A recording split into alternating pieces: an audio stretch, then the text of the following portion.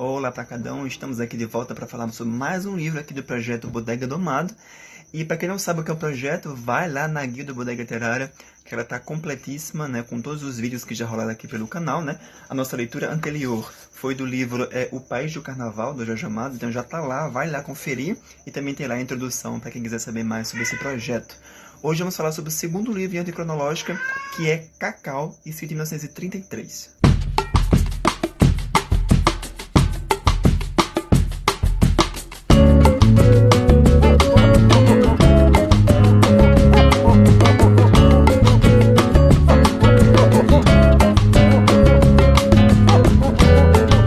Quando o Jorge tinha em torno dos seus 20 anos de idade, por aí, né, ele escreveu esse romance aqui, intitulado Cacau, como eu falei, né, escrito em 1933.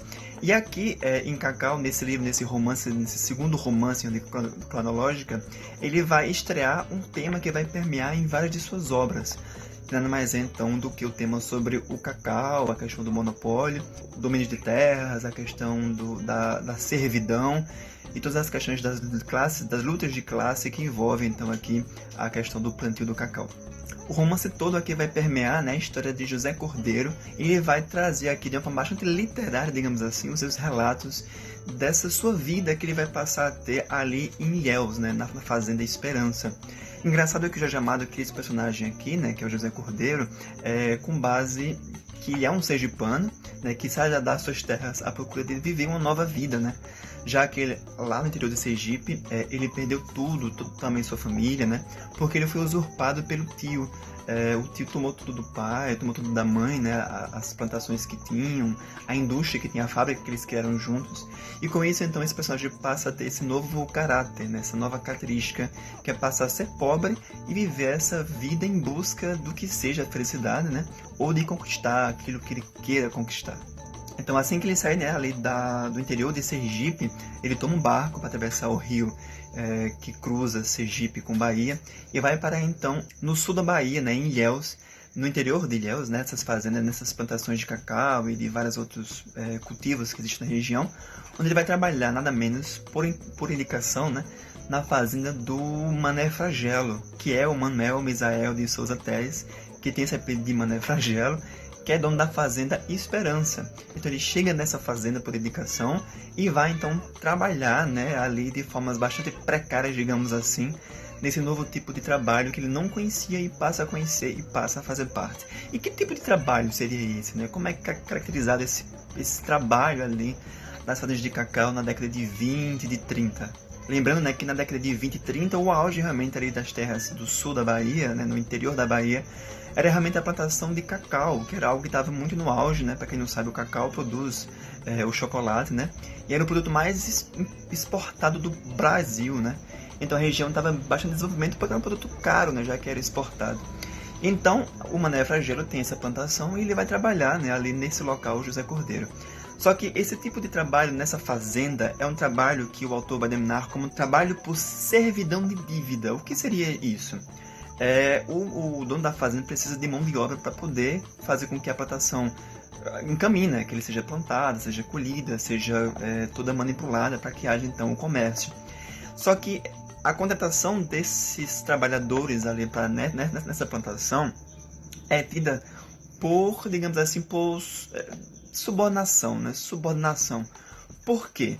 Porque eles são contratados e eles, digamos que não recebem o salário que é para receber ali como é atualmente, né? Ou seja, trabalhou, no final do mês você vai ter o seu dinheiro. Não. Conforme eles vão trabalhando, eles vão tendo esse crédito, né, que eles vão receber ali futuramente, né, quando sair ou quando tiver que ir embora. Só que esse crédito não é dado de uma forma assim, né? É dado através dessa subtração do que foi feito. A pessoa trabalha na fazenda, né, tem o dono da fazenda dá comida, dá moradia para cultivar ali, o que é que seja para consumo próprio, né? E conforme eu moro naquele local e consumo as coisas da mercearia local, que é do próprio dono da fazenda, quando chega ao final do mês ou ao final do meu trabalho, eu vou ter subtraído tudo aquilo que eu consumi, o que eu cultivei, o que eu morei, ou o tempo que eu passei lá, desse crédito que eu tive a partir do tempo de trabalho que eu fiz. Então imagina então alguém trabalhar para essa questão de ser subordinado dessa forma, né? Então, o que acontece, na maioria das vezes, é que há trabalhadores que, quando chega ao final do seu trabalho, não possuem nada, né? Porque, ou os preços são muito manipulados nessa mercearia para fazer com que a pessoa realmente acabe não tendo crédito nenhum ali naquele local, ou realmente, né, a pessoa consumiu tanto elevado, né, ali, ou foi tão subordinado que chega a ter até mesmo dívidas, né, por conta disso. Então, sai com o seu saldo negativo, digamos assim. Então, muitos, né, quando não conseguem pagar a dívida que acumulam ali para o seu patrão, são caçados, né, são mortos. Então, tem toda aquela questão da tocaia, né, dos cangaceiros irem atrás, né, dos donos das fazendas irem atrás daquelas pessoas que estão devendo a ele, né? E sempre, então, tá esse círculo vicioso, né? Essa máquina ali de servidão por subordinação dessa forma, né? Que é da dívida. Então, o que a gente consegue perceber aqui, né? Que o Jorge Amado vai caracterizar muito bem aqui dentro desse romance, é essa forma de trabalho, né? Dessa subordinação através dessa servidão por endividamento, que é visto através dos olhos de José Cordeiro. Ele vai relatar isso, então, não só a sua própria servidão, como também a dos seus companheiros, né? E assim, o pessoal, a gente percebe, né, que os personagens aqui dentro, eles são tão conformados com a vida que levam, que não pensam em quebrar esse círculo, não pensam em mudar ou alterar o que tem. Eles estão realmente felizes ali de poderem ter uma terra para trabalhar, um patrão para servir, né? E ter ali os seus prazeres ali semanais, que é uma festa na casa de alguém, ou num cabaré, no prostíbulo, ou mesmo numa vizinha ali, né, que é muito amigável de todos, e serve cachaça e faz as festas ali para que eles possam ser felizes. Só que fora isso também, né, esse livro aqui traz algumas temáticas que vão aqui ser levantadas, que vão pontuar aqui esse livro, né, e fazem com que ele seja uma amálgama de várias características, digamos assim, de coisas, né, que mais para frente o Jorge Amado vai tratar com mais expansão, digamos assim. Ele joga muita crítica aqui dentro. Eu acho que ainda seja aquele jeitinho do Jorge Amado do início, né, de querer falar tudo, de ser muito fervoroso, né, de estar muito quente com a cabeça que ele tinha ali do momento bem jovem. Então ele faz isso aqui de forma muito, assim, retalhada, né, assim, várias coisas em forma de retalho, que só em outros livros mais tarde ele vai tratar com mais delicadeza. Em Cacau, né, o Jorge Amado vai tratar muito da questão desses contrastes, desses polos, assim, né, dessa polarização. Primeiro a questão dos pobres e dos ricos, né. De um lado a gente vai ter então essa família ali rica, né, que é dona das grandes fazendas de cacau, que moram lá na capital, moram nas cidades grandes e só vão então de vez em quando ali para suas terras. E quando chegam, né, são tratados ali com muita polidez pelos funcionários, né, por baixa de dilação, tem que estar com a mesa farta, tem que estar com carroça pronta e toda aquela subordinação que as famílias então fazem, né, a questão realmente do coronelismo, daquela questão bem ali meio que burguesa da época, né. Outro grande contraste aqui do livro, né, que mais choca, é a questão de um lado ter as pessoas que passam muita fome, né? Ele até fala aqui, né, que as pessoas vivem muito de comer jaca, de comer ali os restos das coisas que tinham na mercearia, em contraste com realmente ali a fazenda grande, né? A casa grande, que é a mesa farta, bem posta, com um pano branco, ali bem servida. Por outro lado, tem a questão do poder, né, da questão do opressor e do oprimido. Enquanto tem o chefe que oprime, né, esses donos da fazenda que oprimem, outro vai ter então o oprimido, né, essas pessoas ali então que tem essa questão da servidão por endividamento. Fora isso também, né, tem vários papéis ali de subordinação, não só de patrão e chefe, mas também, por exemplo, de homem e mulher, né, a mulher como é tratada com a questão do machismo. Tem a questão também dentre pais e filhos, né? Tem um grande contraste aqui, né, das pessoas brancas, dos mulatos. Lembrando que esse livro aqui foi escrito 45 anos apenas depois do fim da escravidão, né, da década de escravidão. A gente teve essa questão, então, de como qual é o olhar dessas pessoas que são vistas como mulatos, né? Não são nem negros, são mulatos dentro desse livro. Então tem esse grande contraste e essa diversificação que é muito importante de se ler, né, para poder ver essa caracterização que o autor dá então a esses personagens. Mas basicamente o grande tema aqui realmente que o Jorge Amado vai fazer é a questão da luta das classes sociais, né, principalmente como eu falei, do patrão subordinando o seu funcionário. E esse romance aqui distou muito da sua época, né, já que vários autores escreviam mais romances românticos. Então Jorge Amado já estava aqui criando então essa questão de ser um romance mais politizado, né, que tratava de uma questão mais séria, como a questão da classe social, né?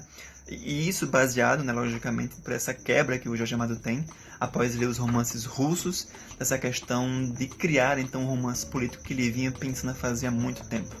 No final desse livro aqui, né, tem um pós-fácil do José de Souza Martins, e ele traz uma coisa bem interessante, que é sobre como o Jorge Amado, né, faz com que ele quebra o personagem de José Cordeiro, né, já que ele era rico no início, né, vinha de uma família rica. Ele quebra esse personagem para fazer com que ele se torne pobre, para poder então vivenciar essa vida de pobre, né, essa classe social da pobreza. Então fica bem claro então aqui, né, para o Jorge Amado como autor, que para você vivenciar a realidade de uma situação, você tem que se tornar o que a classe social lhe impõe, né? Então não tem como um rico falar sobre os ricos se ele não passa por aquela vida de pobre, né? Então isso distorce muito aqui e fica bem claro no livro, né? Quando a filha do dono da fazenda vai escrever ali para o jornal sobre como é a vida dos patrões, dos trabalhadores. E não é um relato bastante verdadeiro, já que ela não vive aquela vida de pobreza, né, de necessidade, né? O Jorge Amado, então, rebaixa o seu personagem a esse status para ele poder, então, falar com bastante clareza sobre essa situação. É uma jornada que vai, então, da burguesia, né, para o proletariado.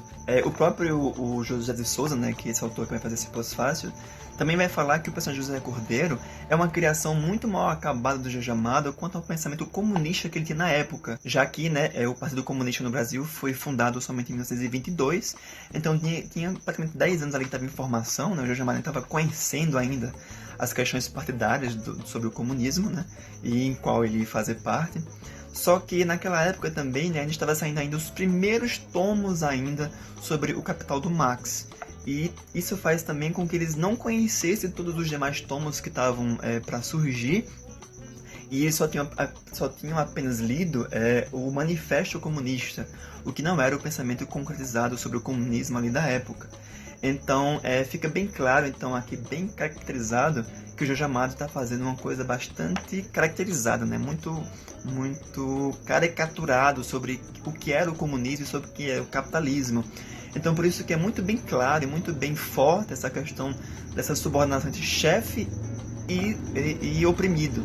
E essa figura, né, de que o mal desse livro é realmente o patrão, né, enquanto que o oprimido é ali os trabalhadores rurais. Marcando também, né, um fato histórico, né, em 1930 ocorre lá no Rio de Janeiro a luta de classes sociais, né, ali partidárias, com a questão dos operários que estavam fazendo greve lá no Rio de Janeiro para ter melhores condições de trabalho. E isso vai ficar bem claro aqui, bem no final do livro, né, no momento, para poder marcar então esse fato que ocorre então e que marca então essa questão desse início dessa luta social que ocorria no Brasil e dessa questão dessa divisão, digamos assim, dessas águas entre esquerda e direita, entre indústria e funcionários, né, entre opressores e oprimidos. Então isso vai marcar então muito Jorge Amado e ele vai deixar que isso bem caracterizado no final desse romance com um dos personagens aqui, né, que vai se tornar então importante mais para frente. O romance de Jorge Amado não é, a rigor, um romance proletário. É um romance sobre os dilemas de compreensão da realidade social de uma época de transição, em que se debatiam os intelectuais de seu tempo, os filhos família que viviam, também eles, o fim de uma época que começa a acabar quando a escravidão negra terminou. Então isso fica bem claro aqui dentro do livro e é muito interessante de ser lido. Além, é claro, né, de descrever então os costumes de uma época, né, dessa questão do coronelismo, de como as famílias viviam, de como era a sofridão ali daquele povo que realmente lutava com a terra, né, para poder criar, né, e também tirar dali um sustento não para si próprio, mas para o seu patrão, né, e usufruir ali da riqueza que não é dividido, né, assim tão igualitariamente como todos. Então é isso. Deixo aqui minha indicação de mais um livro maravilhoso que foi muito bastante ler, né? Leiam, que vale muito a pena. Quem já leu, comenta aqui embaixo o que foi que achou desse livro, né? Se teve essas mesmas opiniões ou não, se teve algo mais que destacou. Então é isso. A nossa próxima leitura do nosso livro vai ser o livro Suor, que eu já vi que muitas pessoas gostaram desse livro, então já estou bastante ansioso para ler, então vai ser aqui a nossa próxima leitura. Quem quiser já ler, já pode começar, e nós iremos ler então o nosso próximo vídeo aqui do Bodega Literária. Então é isso. Tchau para cada um e até a nossa próxima leitura aqui de mais livros do Jorge Amado. Tchau, tchau.